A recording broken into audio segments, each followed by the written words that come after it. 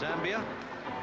First visit here, of course. There he is, shrouded there, and head down, hands on the second shoulders, and they're not gloved up. They'll glove up in the ring.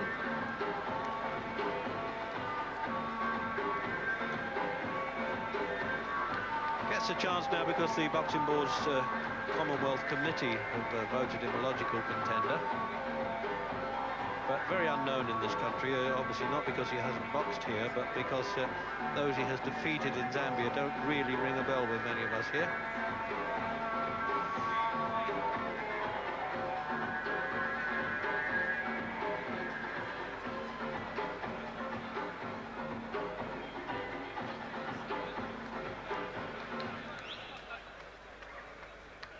So comes into about 3 polite claps there.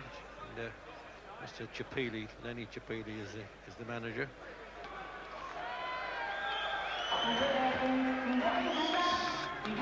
So there it is then, the music entrance for Nigel Benn. He loves this part of it, of course. A little bit of showbiz in him anyway.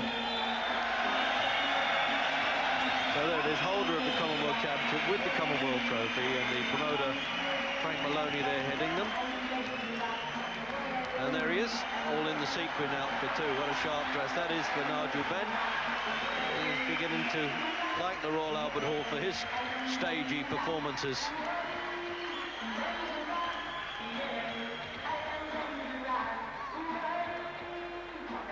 So they'll have plenty of chance now to stare each other out while the gloves are being put on, and they're the protective bandages, which are restricted, and Boxing Board inspectors have to look at those.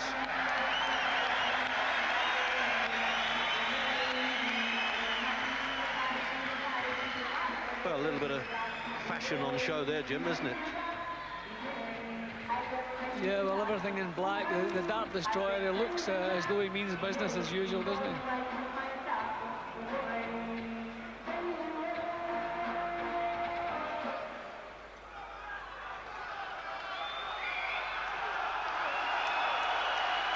This is the main contest of the evening.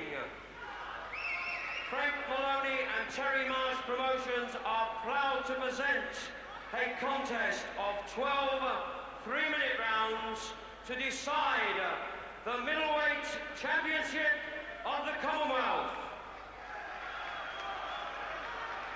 In the blue corner, from Zambia, with a record of 15 fights, 14 wins, 13 inside the distance, the middleweight champion of Central Africa, the challenger, Mike Chilambe. Well, first looks, he's a bit of a string bean looking middleweight for the first visit here, Chilambe.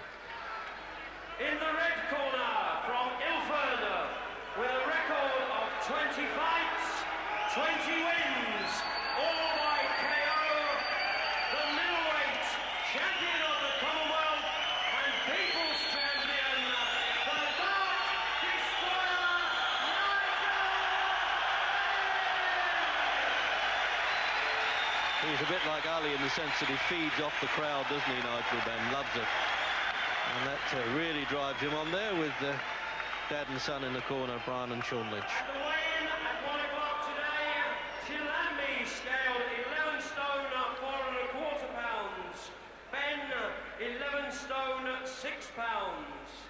Your officials appointed by the British Boxing Board of Control, the timekeeper Mr. Ray Rice of Morden, the referee Mr. Dave Paris of Edmonton. A little bit of drama actually at the weigh-in ceremony. Benn getting there a bit late, having treatment on an ankle that he'd injured apparently, and they threatened to strip him of the championship, but he only just made it in time. And in fact the weight at 11.6 is right on the title limit. So a bit of height advantage, Chilambe, the Zambian lion, and I think he's going to need all the help he can get there. He needs a bit of reach and may have to run a bit. We'll soon find out. Now, is this going to be another quick one or not for Nigel Benn? He's had 10 wins in the first round. And he really is a string bean looking middleweight, this Jim, isn't he, before a punch has landed.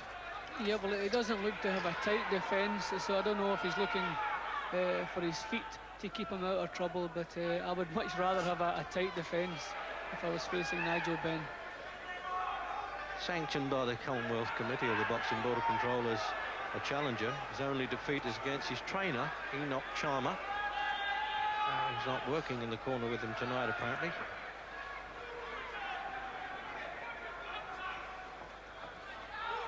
Well, that's the longest Benn's ever gone without throwing a punch, I suspect.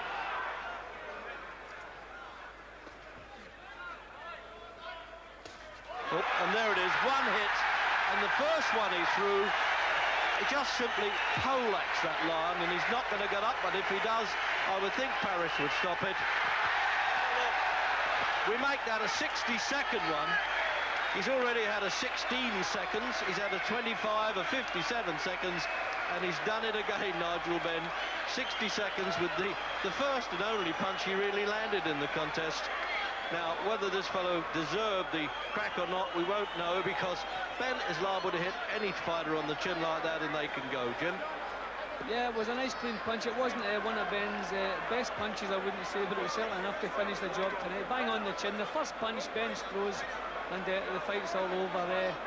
Chilambe didn't look to have anything that was about to trouble Benn. He was backpedaling all the way through with what looked to me like a loose defence, and the first meaningful punch Benn threw, it's all over. And he gets a little hug there from promoter Frank Maloney. And there it is in the replay. We've got it twice coming up, Jim, but only one punch mattered. And there it is, right on the button. And there he just completely folded up, and you could almost shout timber there as he came over.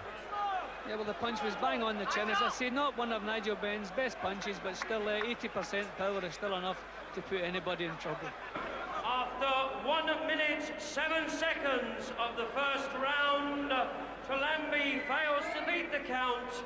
The winner and undefeated Commonwealth Middleweight champion, Nigel Benn!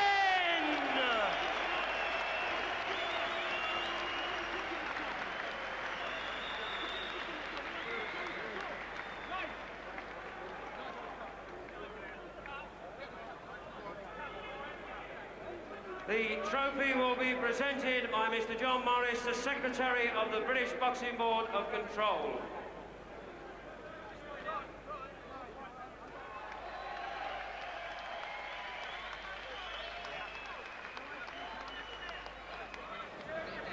.67 seconds. Nigel, quicker than expected? Well, it was, I didn't want to rush in. I wanted to see what he was going to do to me. First of all, I wanted to throw a couple of shots, see what he's got. Well, you know, I didn't want to wait around because he jabbed me, but he didn't really feel anything. And I thought, well, you know, let's get rid of him. You know, no disrespect to Chilambe, but, you know, I'm looking to fight Michael Watson. That is the guy I'm after. If there's one opponent you really want then, apart from the Grahams, apart from the Watson, he's the top of your hit list, is he, Michael Watson? Michael Watson's definitely the top of my hit list because everybody's been saying, like, you know, when are you fighting Watson? And come April, we should get it on me and Watson. Well, let's have a look at the fight. I hope we can see it on our monitor down here and see how things ended. And you just give us your running commentary. You're not bad at that. Well, thanks a lot, Jim. I took me time. I weren't going to waste any shots. And, you know, and it caught him flush on. And I wasn't rushing. I was taking my time and seeing what he had to offer. And then when I caught him with a shot, I knew he was out. I just wish it was a bit more stiff opposition, to tell you the truth. We've got it from another angle, and your trainer, Brian Lynch, is with us. Yeah, we worked on the shots, and they come off. That's all we want, you know. We work if we can catch them with the left or the right. Whatever one we can catch them with, we hope they're going to come off and take them out. And whatever one he catches them with, they go. There's no return ticket. Yeah, Nigel, welcome back to ITV, I'd have to say. But are you experienced enough? Are you getting enough experience with all these quick wins? Well, the thing about it, now what I'm looking for really is to fight Watson, Graham, and people in Europe. Then, you know, then it can actually put me to the test and say, right, am I ready for world title level yet? And at the moment, being honest with myself, no, I'm not. I mean, I'm not going to say, yeah, I want to go in challenger Michael Nunn. First of all, I want to win a British title and then the European, but you know, it's something that I'm not going to rush. everybody wants me, sorry to keep running, Jim, but everybody wants me, like, you know, to go and fight for a world title now, but, you know, we're talking about my career. You've obviously got a great affinity with the fans wherever you fight, but how much does it mean for you to have done it for a televised audience, for the ITV fans sitting at home? Well, first of all, it wasn't my reason why ITV and I fell out, you know, but I ain't going to go into that now, but it's really glad to be back on ITV, giving the public that can't make it down here, Nigel Benn in action. I know you had a case of mistaken identity a couple of weeks ago. No mistaking your identity tonight, Nigel. Well, someone tried to give me a rugby tackle when I come in, and I said it wasn't me. Good. Well done. Nice to have you back. Cheers, Jim.